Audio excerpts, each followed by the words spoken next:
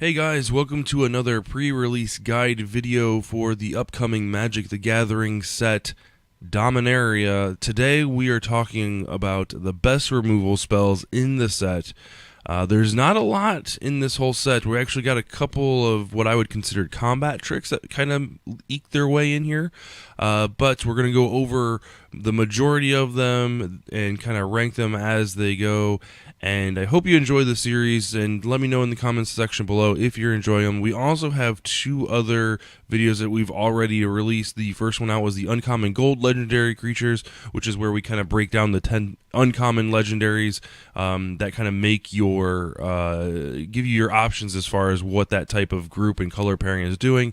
And then the video from yesterday is the best creatures at the common and uncommon level, because those are the ones you're going to be seeing in your pre-release kits, in your draft, and your sealed. So we want to make sure we get those out in the open, kind of give you some archetypes along the way, but it's a lot of fun. So with that being said, let's go ahead and jump right into it.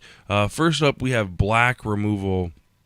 Vicious Offering is 1 black, 1 generic, instant. It's a common, so you're going to see a lot of these. It's got kicker of sacrifice a creature, so when you cast this, you can pay its kicker cost of sacrificing. It does a little bit extra, but if it's at its face value, its target creature gets -2/-2 until end of turn. That's it. If it was kicked, however, target creature gets -5/-5 instead. So this is a great spell early, a great spell late. You're going to open up a bunch of these, so make sure if your opponent is in black, make sure you're playing around this, especially if they've got 2 open mana and a sacrifice outlet, or sacrifice creature, a creature that they can sacrifice. Rather, this is definitely something that can hurt you early, and then also punish you late. Luckily, there's a few creatures that are at that 5/6, 6/6, 7/7 type of thing, with a little bit bigger of a butt to take care to avoid this. So just be cautious. If you're playing in your pre-release and you see a couple of these in game 1. Maybe side in some of your larger creatures, even if they are bad. Larger creatures to play around this a little bit better to help you pick up that second victory. Next up, we've got Cast Down. This is 1 black, 1 generic for an instant at uncommon. It strictly says destroy target non-legendary creature. So there are quite a few legendary creatures in the set, so it's kind of unknown how well this is going to play. There's still some very powerful cards that come to mind with this card, which this card can target. It's kind of up in the air about how good it's going to be. So it's at uncommon, so you won't see a lot of them, but you are opening up 6 packs of cards. So you're going to be opening up quite a few uncommon. So it's bound to be in there. Just be aware that it's in the black set. If you're playing a black mage, then this could very well be in their deck. So that's the two mana cost removal spells. Then we have Eviscerate. This is 3 generic, 1 black, destroy target creature. So 4 mana, sorcery speed. It's a common, destroy target creature. So this is unconditional. Just be aware that this will probably be in most black mages decks, just because of how well it removes creatures. Make sure you've got an answer for it, or at least you're playing around it when you're blocking or attacking. Next up, we've got our last black spell. It's an uncommon called Settle the Score. It's 4 mana, 2 black, 2 generic at sorcery, and it's exile target creature. And then your second part is put 2 loyalty counters on target on a planeswalker you control. That really doesn't matter as much for limited, sealed, and draft, only because there aren't that many planeswalkers that make it to those tables. On the other hand, if you have one, this is a great time to maybe play it, maybe not. But you will see this card just for the exile target creature. So there is that. Next, we've got our only green instant sorcery removal spell. It's called Pierce the Sky. It's 1 generic and 1 green, and it deals 7 damage to target creature with flying. This is a great sideboard card for sealed and draft. In Two-Headed Giant, generally you only play one match, so it would be safe to bet that they have some type of flyer in their deck. So putting this in your main board is just fine in in Two-Headed Giant, because you're bound to get some flyers and there's going to be a target. So putting one or two of them in your deck, I'd probably stop at 2. It wouldn't be a bad idea. If both players are running green, have one in each deck. Let's go forward from there. Next up, we have our red spells, and there are quite a few to get into. Wizard's Lightning is probably the one that's going to be the most enjoyable to play. It's 2 generic and 1 red for an instant at uncommon. If you control a wizard, it costs 2 less. So you got straight up Lightning Bolt, deals 3 damage to any target. If you're in red, you're going to play this. Even if you don't have a wizard deck, 3 damage to any target, is a great card. Even though it's 3 mana, it's still damage, still removal. It can knock out their 1, 2, and even their 3 drop. In some cases, even their 4 drop. Or if you need that extra bump in damage, at the end of the game, it's a great way to kind of finish off a player. And then you can also, it's kind of feel bads, but you could 2-for-1 yourself. You can chump block something and then deal it the additional 3 damage or whatever, 3, 2, 1 damage with this spell to get rid of a pesky creature in the long run. So Shivan Fire's next. It's 1 red. It deals 2 damage to target creature. It's creature only, and it's got kicker of 4, so you'll be paying 5 total mana to deal 4 damage to that creature instead. So again, it's good removal both late and early game. 4 damage is nothing to squawk at. It's it'll remove a Sarah's Angel, which is fantastic. There's quite a few 4 toughness creatures that are just about out of reach, but that this will be able to catch and get rid of. That Wizard's Lightning will not hit. So this is definitely a good card to put in. It's at common level, so you'll probably play 2 or 3 of these in your deck if you're red.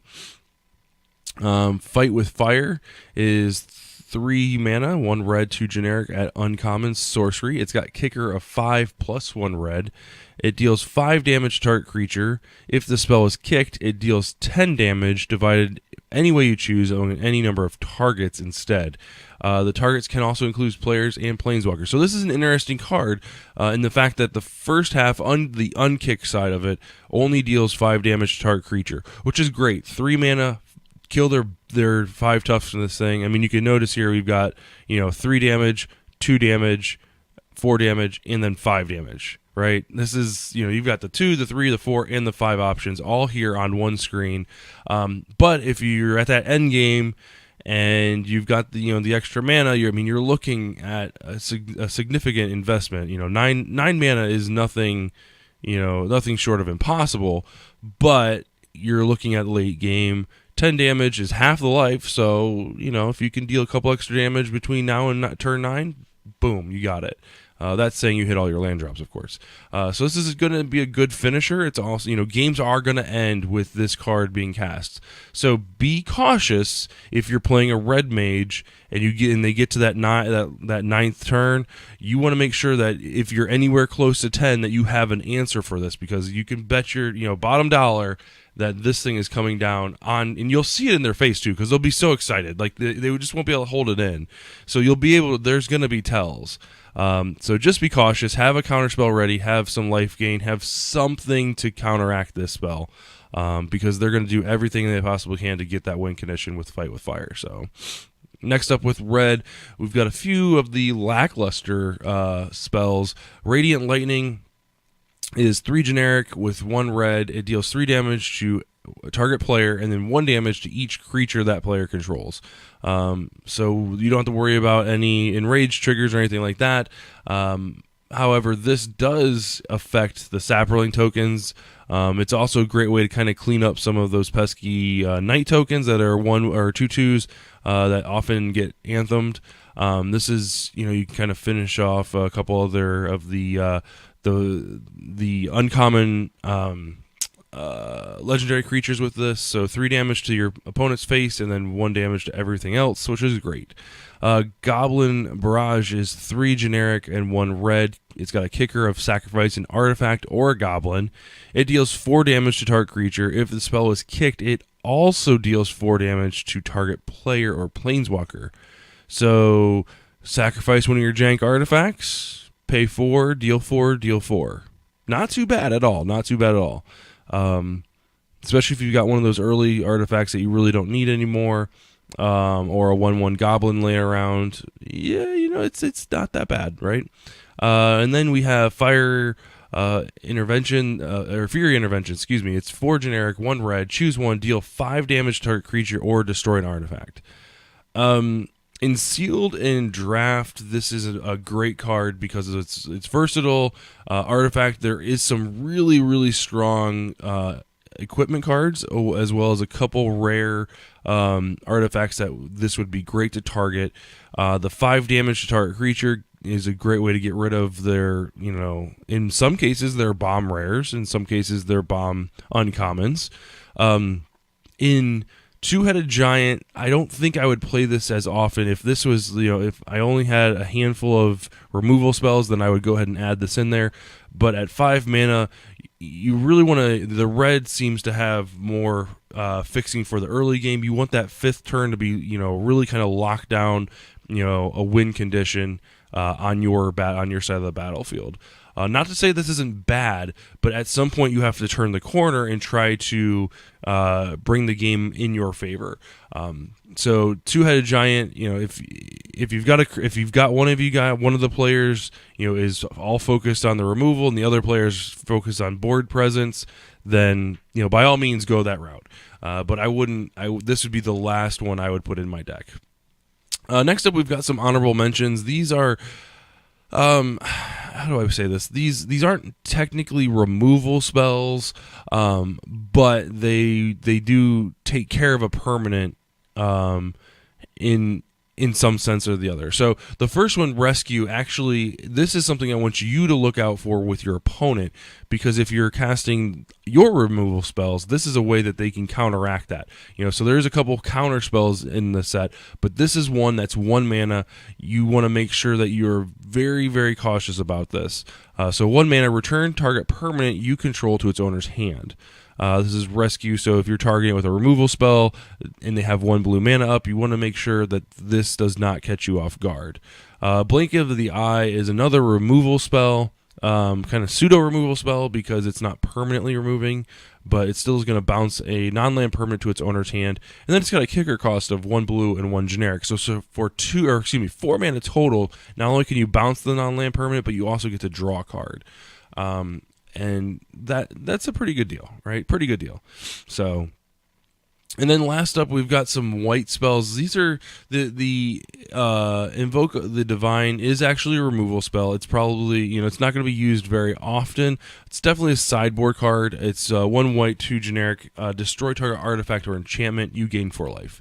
It's pretty bad. You won't play this in your main deck. You'll side it in when there's at least 2 or 3 targets in your opponent's deck. Maybe they're playing, a red deck with a whole bunch of auras. That would be a fantastic card to bring into play.